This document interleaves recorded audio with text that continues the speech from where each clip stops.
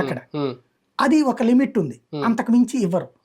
ఇది ఇచ్చేది ఏంటంటే లోకల్గా ఉన్నటువంటి రెవెన్యూ డిపార్ట్మెంట్ వాళ్ళు సిఫార్సు చేస్తే దాని మీద ఇన్సూరెన్స్ వాళ్ళు. అక్కడ ఏమవుతుంది అంటే 50,000 ఎకరాలు అయ్యింది అని రెవెన్యూ డిపార్ట్మెంట్ వాళ్ళు ఇస్తే వీళ్ళు 10,000 ఎకరాలకే ఇస్తారు. ఎందుకయ్యా అంటే ఇందులో చిన్న లాజికల్ గేమ్ ఉంటుంది.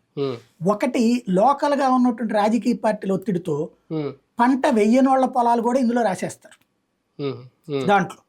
అట్లాగా అధికార పార్టీ వాళ్ళకి కొంతమందికి పరిహారాలు వస్తాయి. కొన్ని చోట్ల అది చూసి అది ఇన్సూరెన్స్ వాళ్ళు దాన్ని వంక పెడతారు, ఇదిగో ఏ పంట వేయినోడికి కూడా చూపించారు ఇట్లాంటిది మీరు అని చెప్పేసి. అలాగే మిగతా వాటిట్లో వచ్చేటప్పటికి పరిహారం కొంచెమైతే ఎక్కువ రాయడం ఇట్లాంటి కొన్ని ఉంటాయి. 20% ఫ్లా ఉంటుంది.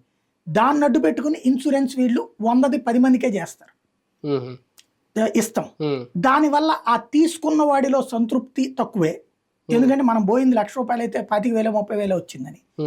అదే సందర్భంలో రాని వాడికి అసంతృప్తి, వాడికి వచ్చింది నాకు రాలేదు, వాడు అధికార పార్టీ వాడికి కాబట్టి వచ్చింది నాకు రాలేదు, ఇట్లాగ అసంతృప్తి అయిపోతా ఉంటుంది.